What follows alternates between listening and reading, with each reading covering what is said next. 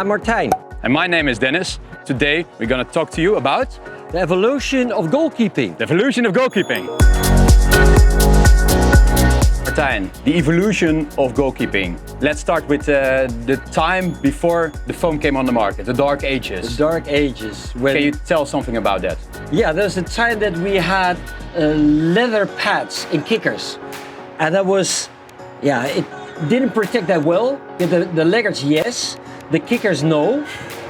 You had to put flip-flops on the inside because otherwise you would break your toes. The weight was, I think, 3.5 kilo. And then on a rainy day, it was about 6 kilo. I know, I've been there before and I've been there.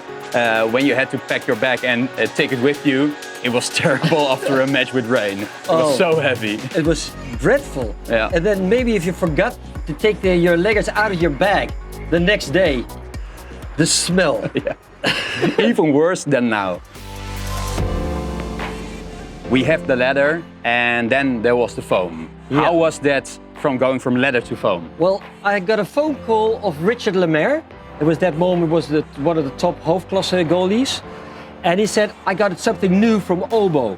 So we went on the pitch. He was wearing the pro form. Square pads, asset on the inside. We thought it was really ugly, but now it's very cool. And we really didn't know what to do. I think every morning we went, I think for more than an hour, we went training and seeing what we could do with this new technique. And we started developing a total new style of goalkeeping. Now suddenly you could clear the ball directly. But how? So we were just playing with the new stuff. Every morning, seeing what we could do. It was amazing. Yeah, so it started with just a little bit of protection, went from much better protection and also a different style of goalkeeping that maybe the goalie was more involved in the game instead of just the end point. Yeah, you were suddenly a part of the game. And especially also, it didn't hurt. That was very cool.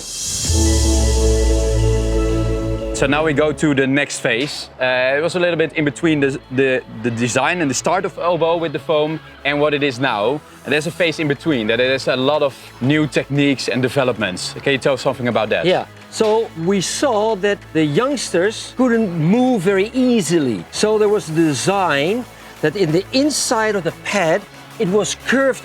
Why? Because then if you watch how people run, you always move like this. Yeah. So you could see that they could move easily on the pitch.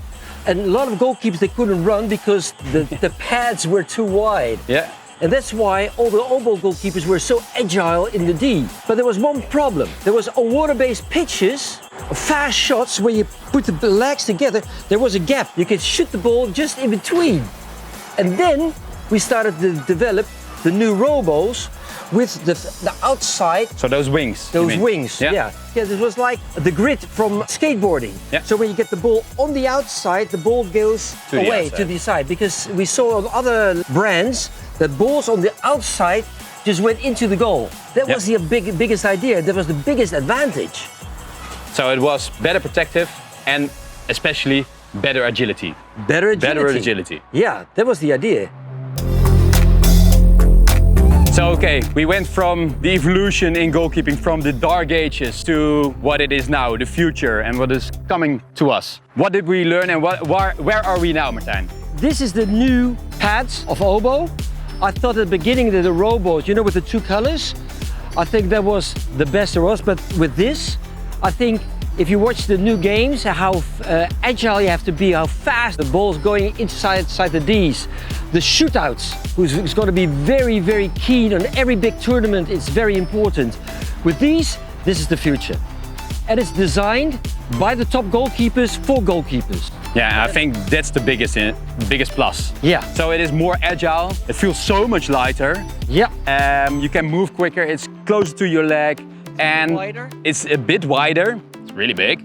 That is big advantages. So I hope you learned a little bit more about the evolution of goalkeeping and what the new style of goalkeeping is about. In the next video, we go in a little bit more into detail on what style of goalkeeping is really useful for these laggards. So I hope you enjoyed this video and hope you see you in the next video.